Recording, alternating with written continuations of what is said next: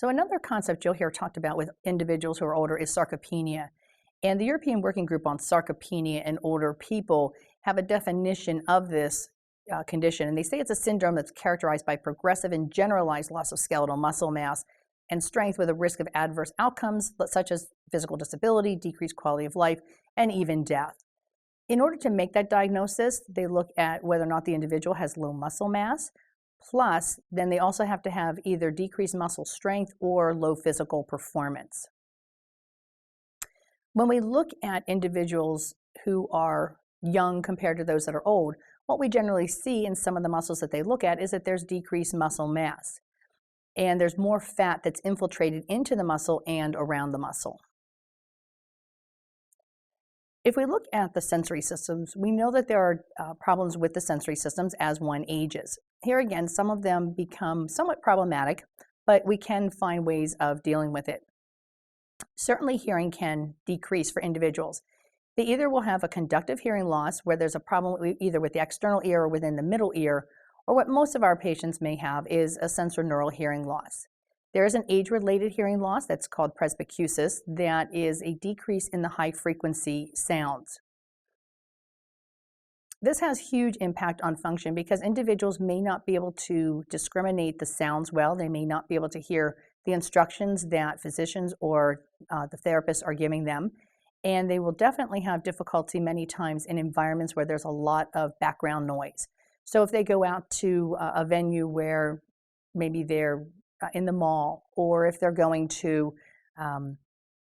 even to a restaurant, all that background noise may make it very difficult for them to engage with conversation with their family and friends. Generally, what we need to do at that point is there's some type of amplification, and many times a hearing aid will be used for those individuals. The problem with hearing aids is that they're very expensive, and Medicare will not cover them here in the United States, so that we have individuals who aren't hearing the instructions they need, and then down the line, if they're not taking their medications correctly, not doing their exercises correctly, could cause them to have a readmission. Another age-related problem we see is presbyopia, which is the age-related vision changes that individuals have.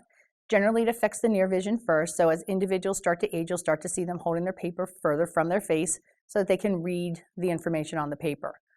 The other things that we'll see too is that the visual fields decrease, so that peripheral vision declines, as well as being able to see in those upper fields, so that there's not as large of a field of vision that older adults can see. The changes occur more rapidly after the age of 70, but vision problems are variable, and so some individuals will have problems starting very young in life, and then they may continue to grow as they get older. Some of the things that we can do for individuals who have problems is to make sure we decrease the glare. The glare from lights, particularly fluorescent lights, can be particularly difficult for individuals. The other problem is adapting to the dark, so that if somebody is walking from a room that is well lit into a room that's darkened, it's going to take longer for them to adapt because it takes the lens does not change as readily, and so they can't make that quick change from light to dark.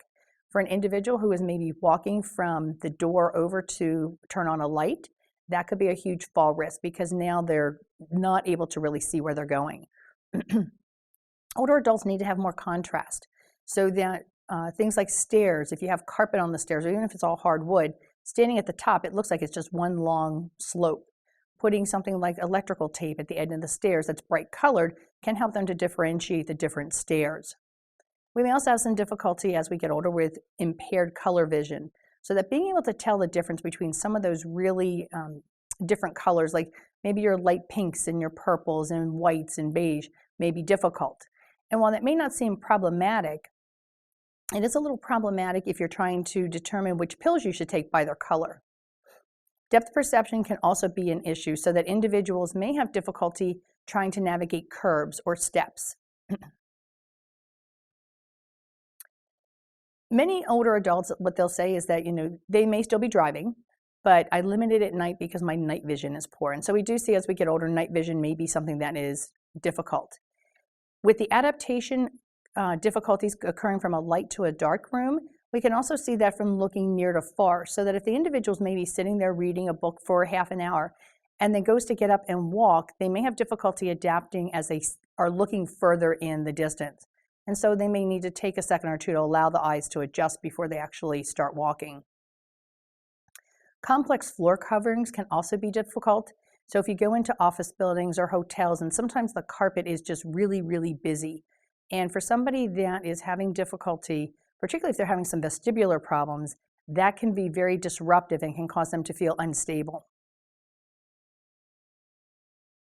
So the interventions for vision problems many times are using corrective lenses. It may be glasses, maybe using contact lenses. We are seeing more individuals doing things such as getting the LASIK surgery and different types of eye surgeries to improve their vision. For somebody who really has significant vision problems, they may need to use some low vision aids. That may be magnifying glasses or some bigger types of equipment where they can put a piece of paper or book under it and it projects it onto a screen so that the print is much larger. Older adults also need more lighting. They need more lighting that is focused overhead on the object or whatever they're trying to do. One of the things I found when I'm doing home care is that some of the older adults don't want to necessarily have all the lights on. Part of it has to do with a financial reason, is that it is costly to have the electricity on.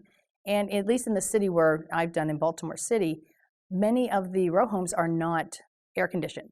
So if they keep the curtains drawn, keep the lights turned down low, then it keeps the temperature down a little bit. The problem is that it's very difficult then for them to maneuver in that environment and puts them at increased risk for falls. The other thing we have to look at too is with the new light bulbs that we have, the CFC light bulbs, they take a little bit to warm up. And so for individuals going into a room, they may need to wait a second till those light bulbs start to get a little bit brighter so that they really have the full effect of that lighting.